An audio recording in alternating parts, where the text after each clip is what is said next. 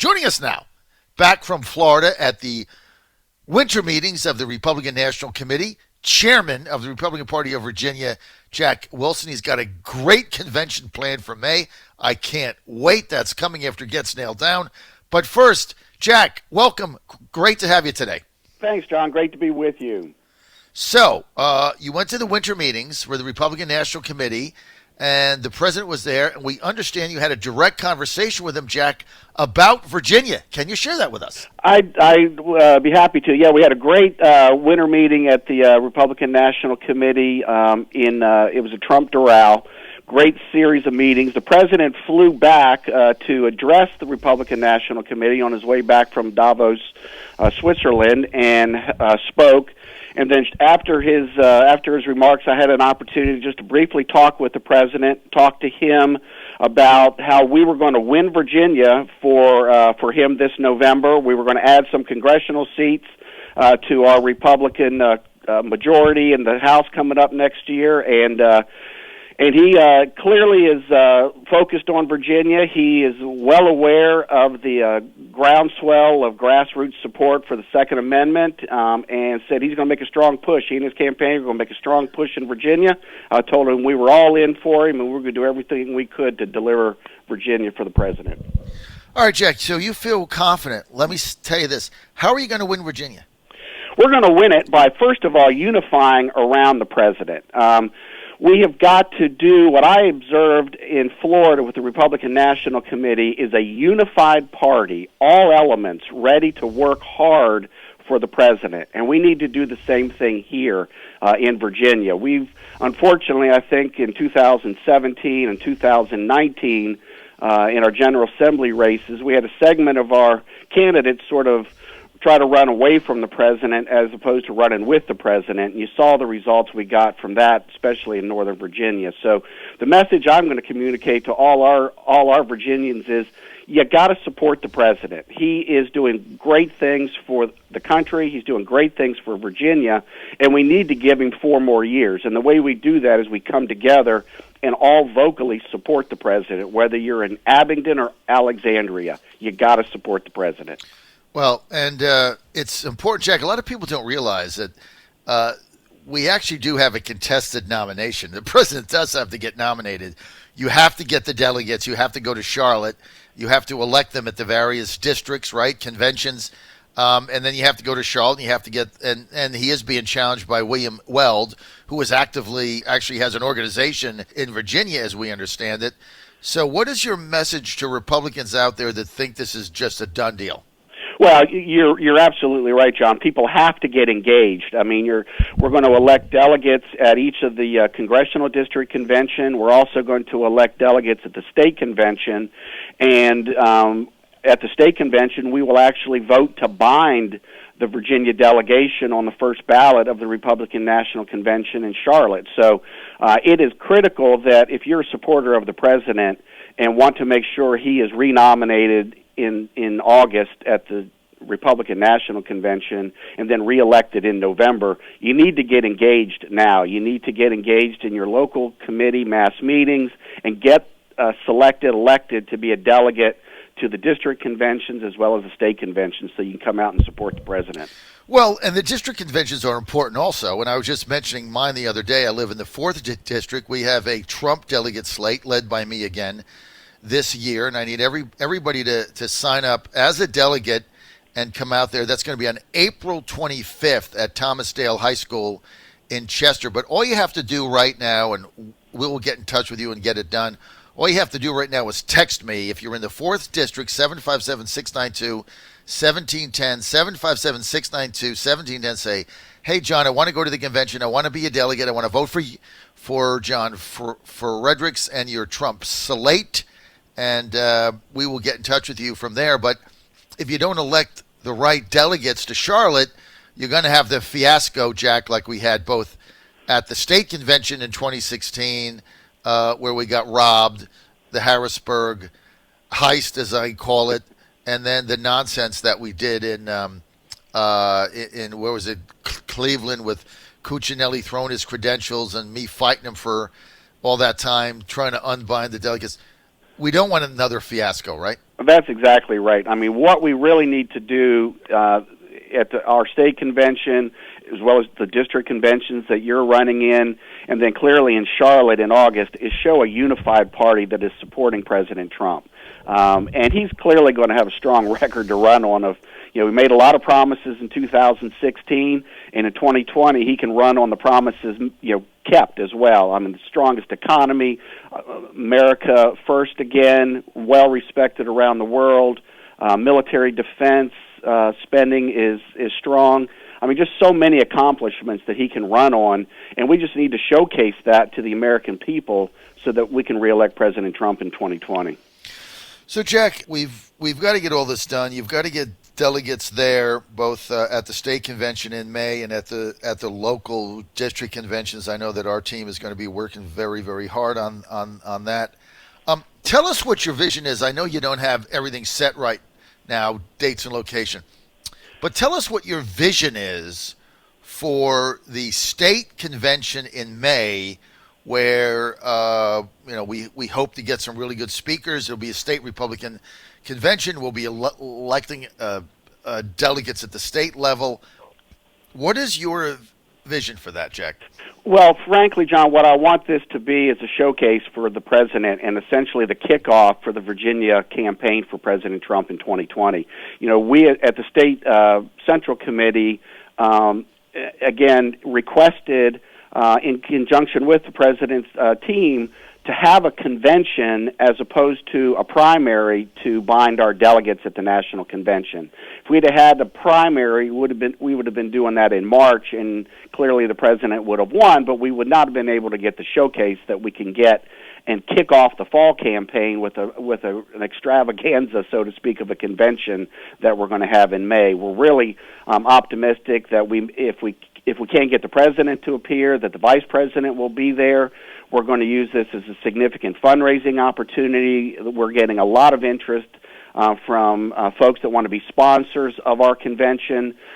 Really what we want to do is showcase the president in Virginia, showcase his accomplishments, and kick off the fall campaign so that we can win Virginia for the president this November. How many voters did we get signed up during the gun rally altogether? I know the Trump campaign was working on it as well. Yeah, I haven't gotten the final total because I went from the rally straight down to Doral for the RNC winter meetings, but I know we had about 30 people out circulating throughout the Second Amendment rallies registering voters, and so and we've been doing that all over the Commonwealth. We've been to gun shows registering voters. We have been to various county board of supervisors or city council meetings when the Second Amendment sanctuary resolutions were being proposed.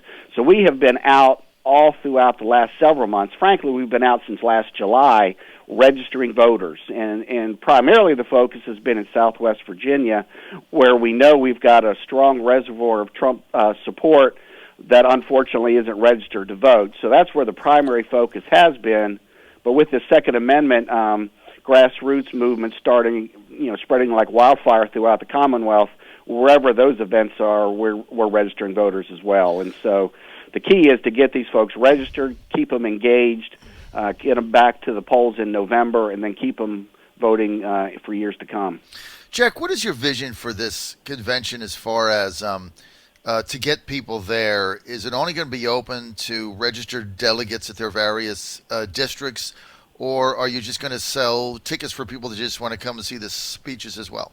Well, part of it's going to be what space is available. I mean, obviously we want to get as many delegates as we can get there, and if we can fill the venue with delegates, then there really won't be an opportunity for sort of guest tickets. But we'll see how the delegate process goes over the next couple of months, and then we'll have a better sense as we get closer to the convention if there will be opportunities for non-delegates to participate. But ideally, we will fill the place with delegates who are there to support the president, and we will have a presidential preference vote. And that vote will bind the Virginia delegation on the first ballot at the Republican National Convention. So we want to have a sizable number of the president's supporters sign up to be delegates to the convention as opposed to just hoping they can come and be a visitor. We're with Jack Wilson. He's the current Republican Party of Virginia chairman, planning the Big May convention, which is going to be basically a Trump rally as far as I'm concerned. We got to get people out. We got a chance to win Virginia. We're not going to be able to do that without a big showing at our convention in May. Jack, the date and the location still hasn't been set, right? Well, we got May 1st and May 2nd is the date. We have tentatively scheduled it at Liberty, but we're looking at options just because as the size and the interest continues to grow, we're trying to make sure that we've got the best venue for speakers, security, and everything Liberty's else. Not big enough, I can tell you that. I mean, I love going there. I love playing at their baseball stadium when my son plays in a tournament there. It's a beautiful town, but it's simply not big enough. I mean, this has got to be a rally for the president to launch our campaign to win Virginia in 2020. And I love Liberty. I love the location, Jack, but it's simply not big enough. It holds like 5,000 people. I mean, this thing's going to be massive. We need to have the biggest rally ever, the mother of all rallies for the president. It's going to be fun, but you got to get a bigger venue. Yep. Hey, let me just give a shout out here. The Virginia General Assembly today considering basically gutting Virginia's existing right-to-work law. You definitely want to take action. Call your state senator today. They've got a bill, which is, let me get this right, they've got a bill which is SB 426. This is Dick Saslaw's bill. Basically, it's bait and switch. They're saying they're not getting rid of right-to-work, but they are because they're amending it so that it becomes not right-to-work, just another political ploy. Virginia's current right-to-work law says that participation in a union or paying union dues is not a condition of employment in the state. However, right now, Saslaw's bill, SB 426, proposes what is called fair share fees, which means that even if you don't want to join a union, you have to pay a portion of the fee because they represent you in collective bargaining. That basically is getting rid of the law. It's a backwards way of doing that. So you want to call your senators now. Let's get back to Jack Wilson. He's the chairman of the Republican Party of Virginia. Jack, let's talk a little bit about some of the speakers that you might have at your convention in May. Well, that we're still working on. Again, we have put the request in for, like I said, optimistically, the president would make an appearance, and that's one of the things we're looking at. If not the president, the vice president, because again, they're on the ballot at the convention. The delegation will vote on whether to bind the Virginia delegates to the national convention for President Trump, and so they'll be on the ballot. So we're hoping. Again, if the president isn't able to make it, and we're optimistic he will, but if not, that the vice president would be there. And then we're looking at other speakers. We're looking, again, to have this more. The convention will convene on Friday. There's some pro forma things that we do to gavel in the convention, et cetera, on Friday, but we're looking to have some hospitality suites, perhaps a fundraising dinner with a big-name speaker on Friday night, and opportunities perhaps for other speakers throughout the evening and on Saturday at the convention. But we're still working on those details. But it's really an opportunity, like I said, whether it's just folks from Virginia or around the nation that will come in and help us kick off the fall campaign for the president. Well, this is what you're doing should be a lot of fun, and my vision is that we turn this thing into a major rally. Right? Well, that's exactly right. That's really what we want this to be. We've got some business that we have to conduct, but what this really needs to be is a showcase for the president and to unify the party in Virginia around the president to kick off the fall campaign where we can win Virginia for the president as well as pick up congressional seats so that we can retain or regain the majority in the House of Representatives next year. Well, the two seats we need to pick up are the 2nd and the 7th, Elaine Luria and Abigail Spanberger. Yep. Both of those very much in play. Right. I think those are two seats that we definitely can win back. We've got a lot of, number of strong candidates vying for the nominations in those two districts, but we're running candidates in every congressional district. But you're not going to look. You're not going to win those. So, I mean, I know you have to say it as the chairman. I'm just going to give reality. We don't have any chance of winning anything else except the 2nd and the 7th. So if you put any of your time in, anybody listening to me, it's the 2nd and 7th. You're not going to win the 10th. You're not going to win the 4th. You're not going to win the others. Waste of time. 2nd, 7th. This is my narrative, not Wilson's. That's well, what it will help us do, though, is spread that conservative message throughout the Commonwealth. Exactly. I mean, you got to get involved, district, but you're not going to win the seats. But the thing is, here's the thing: let's win the 2nd and the 7th. Let's carry the state for Trump in 2020. Let's ensure his reelection, because if he wins Virginia in 2020, it's over. He's president again. And then, look, we can fight later. Then November 5th, we can all start fighting again.